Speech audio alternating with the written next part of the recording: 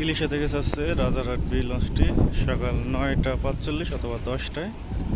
এখন বাজে 5টা 15 মিনিট। তো 5টা 15 মিনিটে হাসনাবাদের কাছাকাছি আছে লঞ্চটি।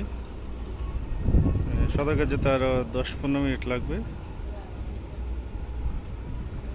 তো 7 ঘন্টার বেশি হয়ে গেছে লঞ্চটি ইলিশা থেকে আসছে।